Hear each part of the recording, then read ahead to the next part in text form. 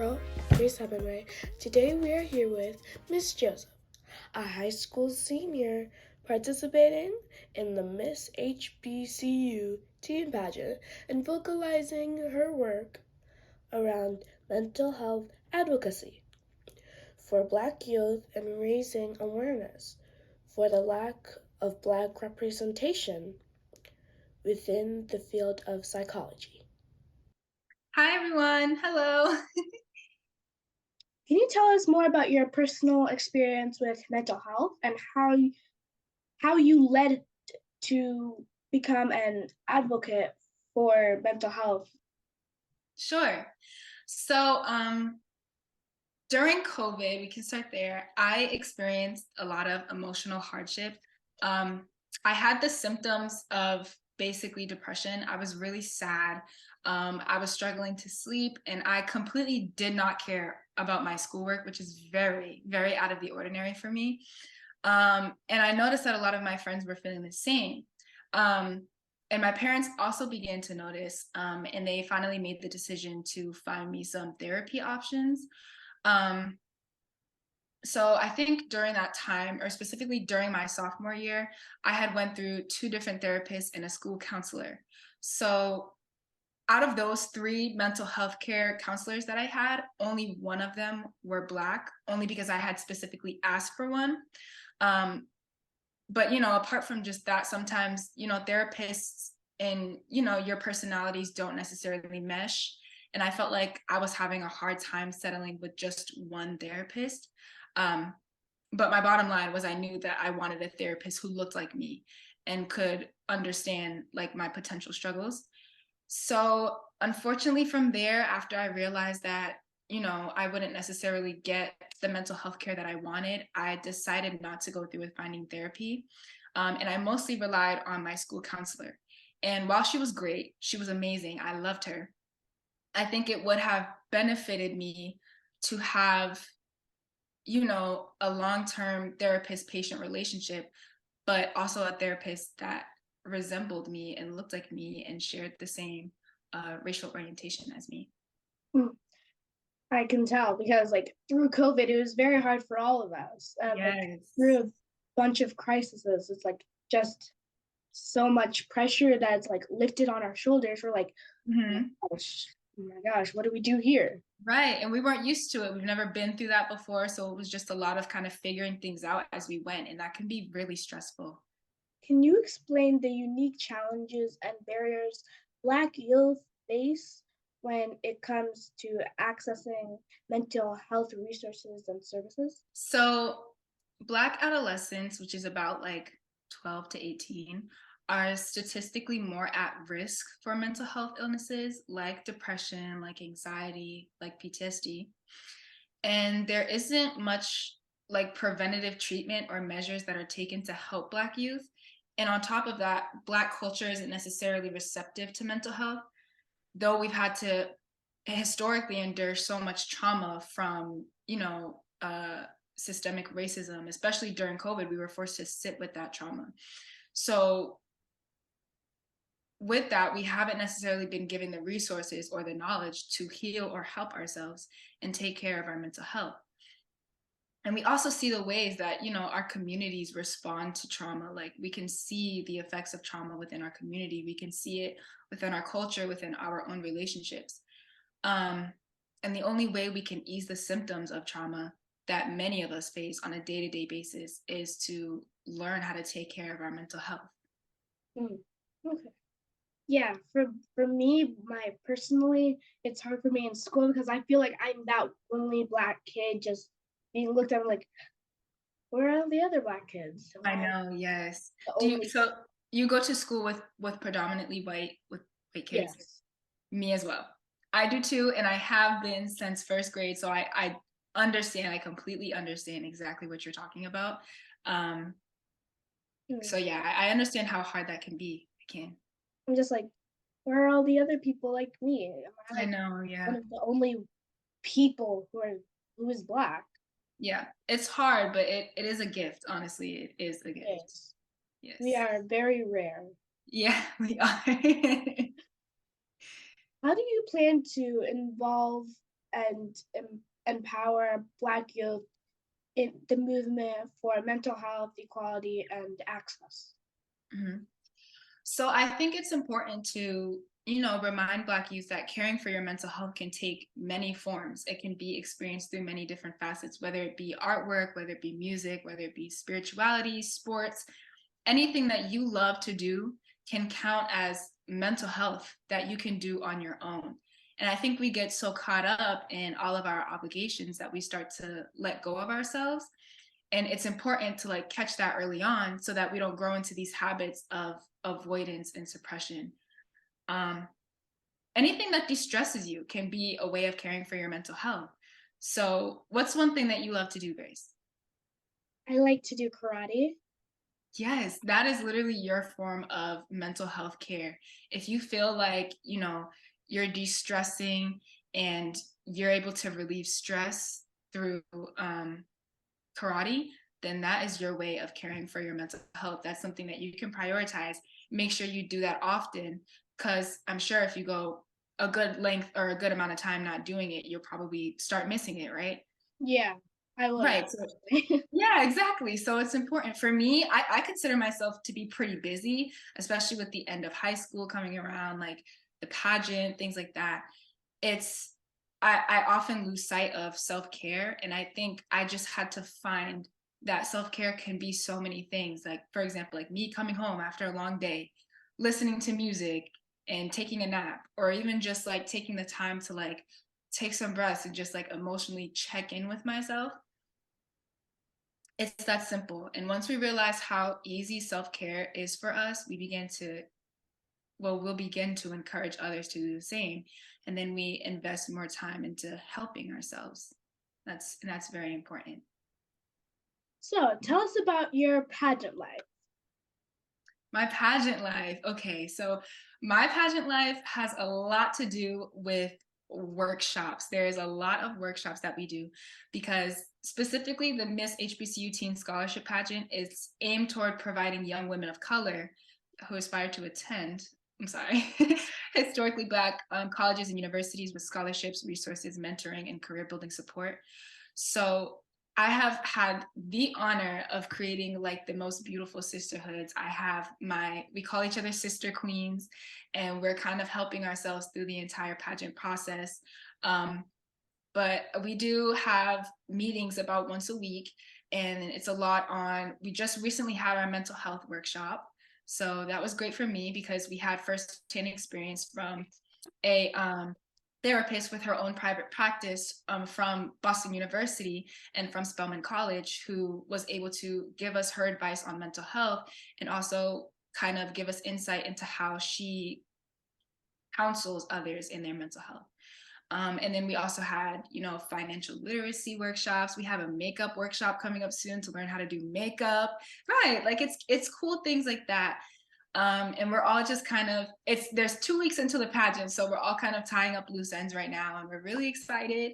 I'm very excited, and yeah, that is what my pageant experience is looking like so far. It's very centralized around community service and serving your community and having a purpose. And I think that's very important, as well as just the way you generally just carry yourself and the way that you're able to help others. And that's very important. That is very important.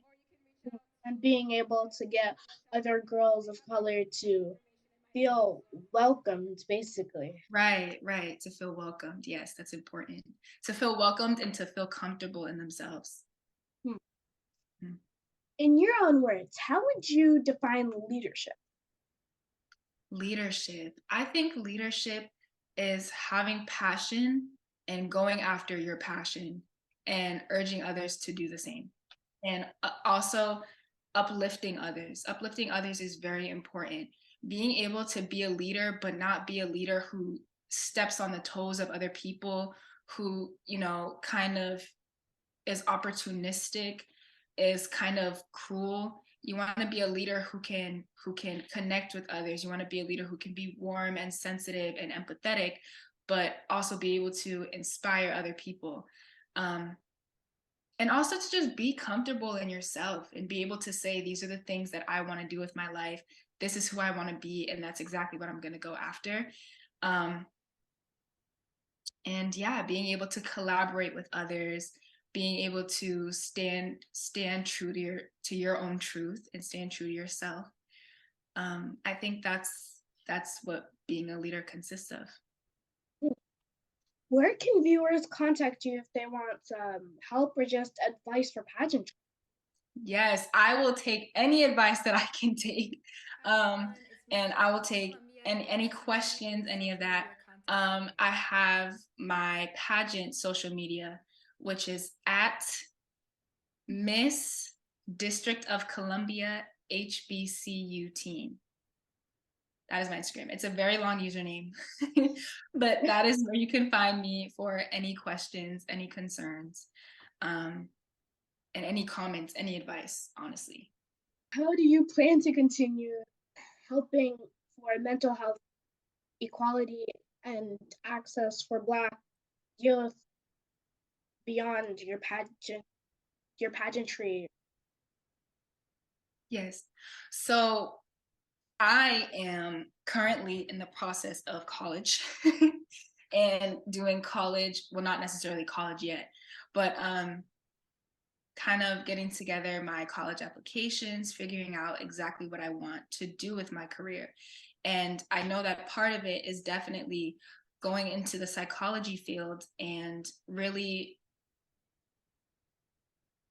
finding a place where I can practice therapy, where I can practice counseling, but also make it accessible to the people in my community, and especially Black youth, and especially just the Black community in general.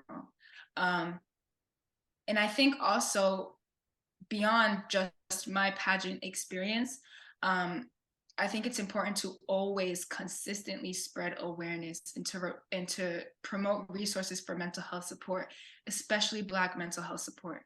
So, organizations like Black Mental Health Alliance, like the Steve Fund, to constantly be in search of volunteering opportunities, to constantly be kind of pushing out, the same message, and also taking the time to address systemic issues like discrimination and racism, because a lot of that is what fuels generational Black trauma, and that is what we are here to help heal.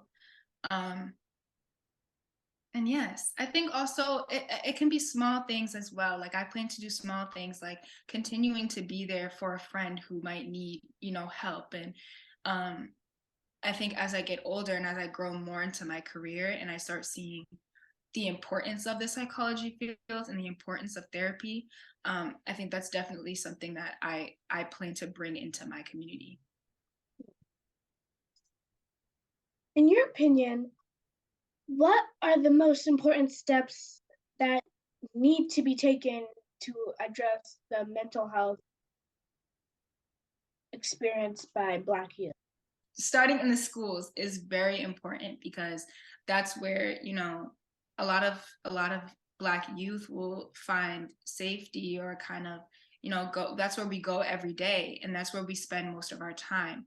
And I don't think school talks enough about the importance of mental health, or talks enough about the importance of mental health services that we have access to.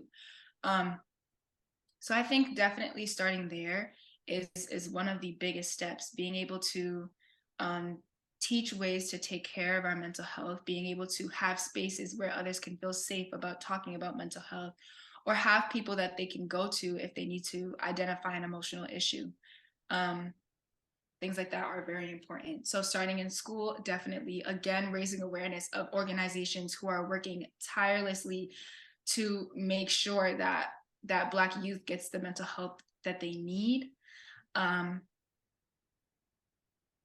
and yes. Hmm. What is what brings you joy and what's your morning routine with all this high school and work? My normal routine.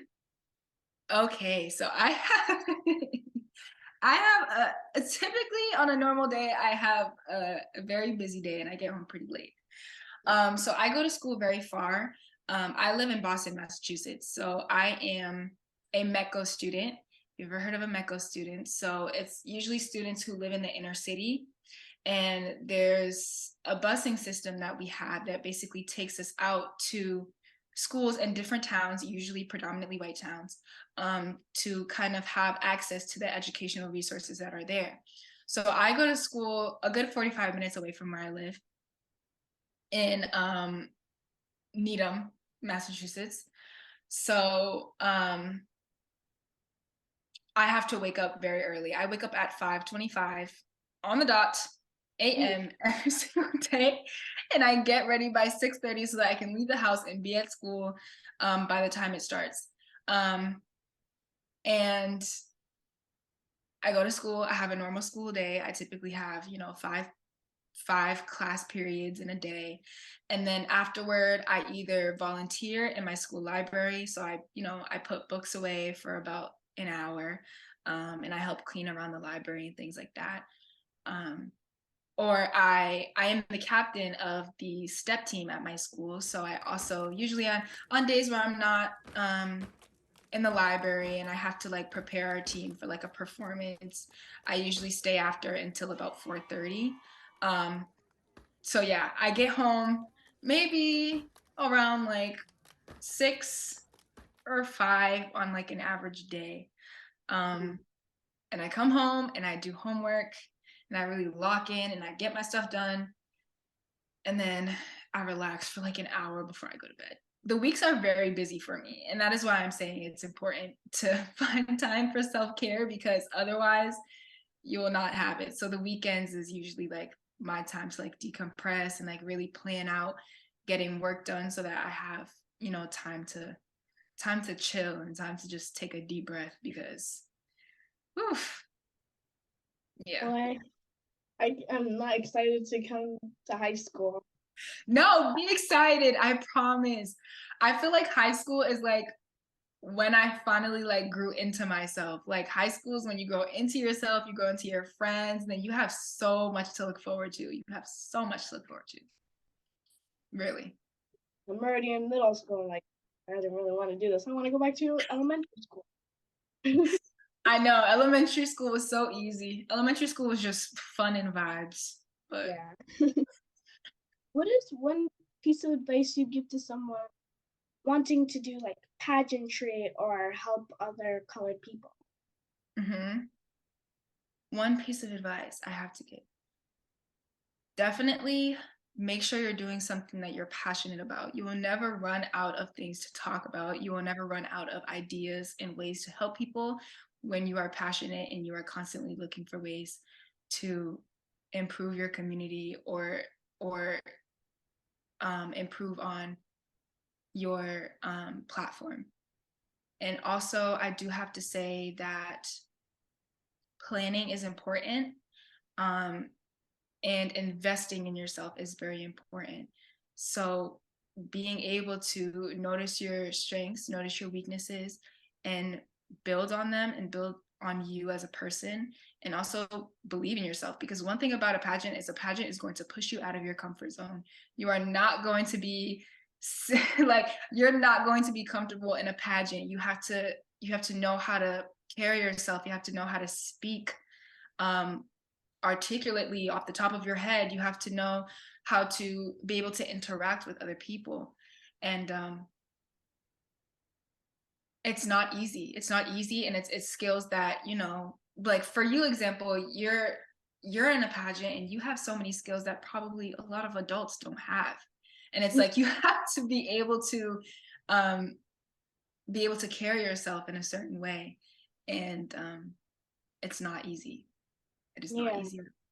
So definitely believe in yourself, believe that you can do it, and stay true to your platform, stay true to your passions, stick with it, and be honest with yourself. Hmm. If you had something to tell your younger self when you were younger, like 10, 11 years old, about your pageantry life or about mental health, Mhm. equality, what exactly would you like to say? Specifically about mental health equality. Hmm. I don't necessarily know if my younger self was really thinking about that, but I think I would I would tell myself that help is where help is where I needed to be, or help is much closer to me than I think it is. Mm. Um, I'm blessed to have amazing parents. I'm blessed to have amazing friends. And I'm blessed to have just an amazing family who's open and here for me and willing to hear, my struggles and willing to kind of take the load off my back. So I think when I was younger, especially around COVID time, I was just constantly in pursuit of like ways, like people I need to help me. But it could be just as simple as, like talking to a friend. Um, and I think I would also let myself know that therapy is therapy. Therapy is works how you want it to work. Therapy isn't always something that you necessarily have to seek when you have an issue. Therapy can just be something, if you need somebody to talk to, or you want to have like a nice friend just to talk with. Like therapy is a good, is a good outlet for that. So yeah, I think when I was younger, when I was that age, I probably wasn't, I'm sorry, thinking so much about that, but I feel like COVID me, that's what I would tell myself. Yeah. Hmm. What is one takeaway you want viewers to walk away from our conversation? I want you to walk away um understanding that how you feel matters. And I want you to walk away knowing that you can speak on how you feel and you can completely feel your emotions in the way that you want to feel them, express them in the ways that you need to express them, and take the time to take care of yourself. Um, that's very important because once you start taking care of yourself, you start feeling good. And when you start feeling good, you start being good to other people. And when it's the complete opposite, then it's the complete opposite. So definitely, yes, take care of yourself and take care of the people around you. Um, and feel your emotions to the fullest. Do not be ashamed of how you feel. That's what I'll say. Well, you heard it from her herself, guys. You guys keep believing in yourself. Be helpful. Help her out. Thank you guys for watching.